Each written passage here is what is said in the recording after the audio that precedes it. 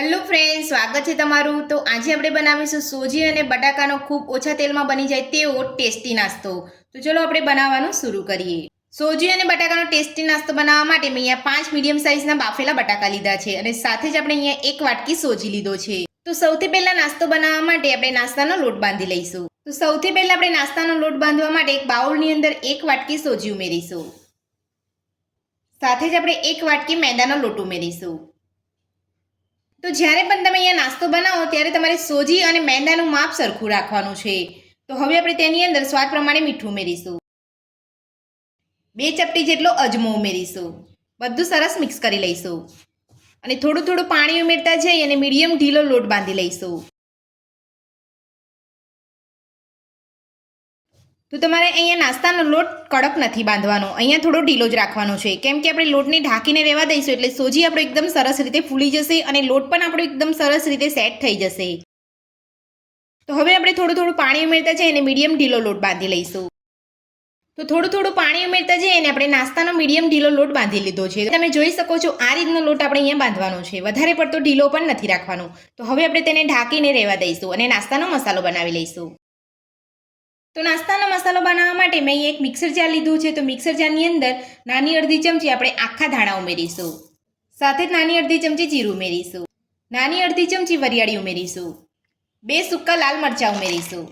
Mixer જારનું ઢાંકણ બંધ કરી અને બધું પીસી લઈશું। તો મસાલાને આપણે એકદમ સરસ રીતે પીસી લીધો છે। તો હવે આપણે એક વાસણની અંદર કાઢી લઈશું। આ રીતે તમારે બધું જ અહીંયા અધકચરું પીસી લેવાનું છે। તો હવે આપણે આ મસાલાને પણ સાઈડ પર રાખીશું અને એક મિક્સર જારની અંદર 2 મોટી ચમચી જેટલા શેકેલા સિંગદાણાને લઈ લઈશું અને સિંગદાણાને પણ આપણે અધકચરા પીસી લઈશું। તો સિંગદાણાને પણ આપણે અહીંયા અધકચરા પીસી લીધા છે। તો હવે આપણે નાસ્તાનો મસાલો બનાવવાનું શરૂ કરીશું। તો નાસ્તાનો મસાલો બનાવવા માટે સૌથી પહેલા આપણે એક પેનની અંદર 2 મોટી ચમચી જેટલું તેલ ઉમેરીશું। તેલને ગરમ થવા દઈશું। તો તેલ આપણું અહીંયા સરસ ગરમ થઈ ગયું છે। તો હવે આપણે તેની અંદર 2 ચપટી જેટલી હિંગ ઉમેરીશું। સાથે ઝીણું સમારેલું લસણ ઉમેરીશું। તમે લસણ ના ખાતા હોય તો સ્કીપ પણ કરી શકો છો। સાથે ઝીણું સમારેલું આદું ઉમેરીશું। ઝીણા સમારેલા લીલા મરચાં ઉમેરીશું। બધું જ અહીંયા થોડું સાતળી લઈશું। તો બધું જ અહીંયા થોડું સતળાઈ ગયું છે। તો હવે આપણે તેની અંદર જે મિક્સર જારની અંદર મસાલો બનાવીને રાખ્યો હતો તે ઉમેરી લઈશું અને બધું સરસ મિક્સ કરી લઈશું અને 5 થી 7 સેકન્ડ માટે આપણે મસાલાને સાતળી લઈશું। વધારે પડતા આપણે અહીંયા મસાલાને નથી સાતળવાના, નહીં તો મસાલા આપણા બળી જશે। બધું જ મસાલા આપણે અહીંયા થોડા સાતળી લીધા છે। તો હવે આપણે તેની અંદર મેશ કરેલા બટાકા ઉમેરીશું। તો બટાકાને મેં અહીંયા હાથેથી જ મેશ કરી લીધા છે। બધું સરસ મિક્સ કરી લઈશું। તો આ મસાલો બનાવતી વખતે તમારે ખાસ ધ્યાન રાખવાનું છે કે ગેસની ફ્લેમ મીડિયમ જ રાખવાની છે, ફૂલ ગેસ ઉપર આપણે મસાલાને નથી સાતળવાના। તો બધું જ આપણે અહીંયા સરસ મિક્સ કરી લીધું છે। તો હવે આપણે તેની અંદર નાની અડધી ચમચી જેટલો હળદર પાવડર ઉમેરીશું। સાથે જ નાની અડધી ચમચી જેટલો ચાટ મસાલો ઉમેરીશું।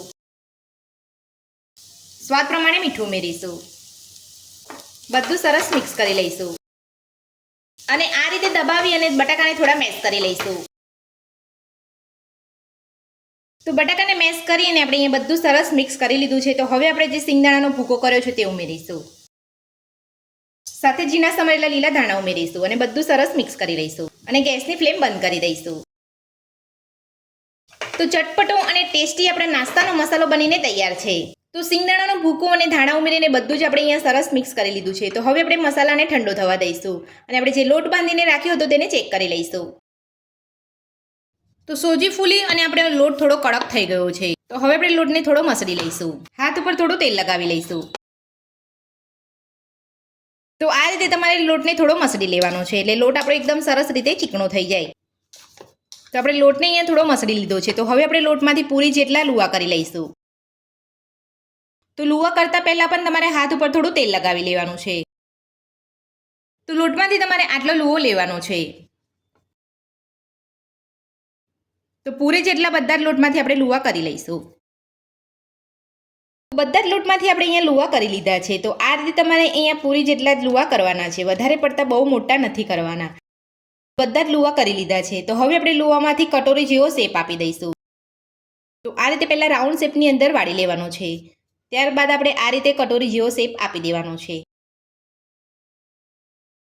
તો આપણે અહીંયા કટોરી જેટલો શેપ આપી દીધો છે। તો હવે આપણે તેની અંદર મસાલો ભરી લઈશું। તો મસાલો આપણો અહીંયા ઠંડો થઈ ગયો છે। તો હવે આપણે અહીંયા કટોરીની અંદર મસાલો ભરી લઈશું અને બધી બાજુથી આપણે મસાલાને કવર કરી લઈશું. તો મસાલો તમારે અહીંયા વધારે પડતો નથી ભરવાનો. તમે વધારે પડતો મસાલો ભરી દેશો તો તમારો નાસ્તો અહીંયા ફાટી જશે. તો આ રીતે તમારે મસાલાને દબાવતા જઈ કવર કરી લેવાનો છે. અને ઉપરનો વધારાનો લોટ જે છે એ થોડો કાઢી લેવાનો છે. તો તમે જોઈ શકો છો આપણો મસાલો એકદમ સરસ રીતે ભરાઈ ગયો છે. તો હલકે હાથે આપણે થોડું રાઉન્ડ કરી લઈશું એટલે આપણો મસાલો એકદમ સરસ રીતે અંદર ફેલાઈ જાય. તો તમે જોઈ શકો છો આપણો એકદમ સરસ રીતે મસાલો ભરાયો છે અને નાસ્તો બનીને તૈયાર થયો છે. તો આ જ રીતે આપણે બધી જ કટોરી કરી અને આપણે નાસ્તાનો મસાલો ભરી લઈશું અને બધો જ નાસ્તો બનાવી લઈશું. તો બધો જ મસાલો ભરી અને આપણે અહીંયા નાસ્તો બનાવી લીધો છે. હવે આપણે નાસ્તાને અપ્પમ પેનની અંદર લઈ અને કૂક કરી લઈશું. તો નાસ્તાને કૂક કરવા માટે મેં અહીંયા એક અપ્પમ પેન લીધું છે. તો અપ્પમ પેનને આપણે તેલથી ગ્રીસ કરી લઈશું. હવે આપણે અપ્પમ પેનની અંદર નાસ્તો લઈ લઈશું અને ગેસની મીડિયમ ફ્લેમ પર આપણે નાસ્તાને કૂક કરી લઈશું.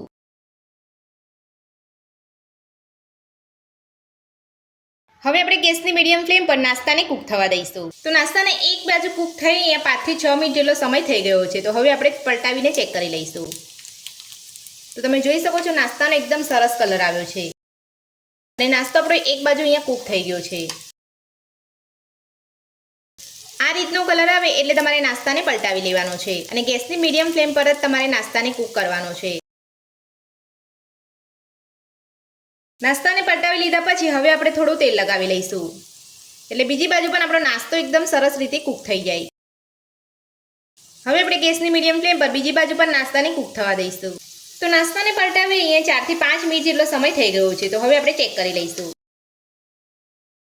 તો તમે જોઈ શકો છો બીજી બાજુ પણ આપણો નાસ્તો એકદમ સરસ રીતે કૂક થઈ ગયો છે.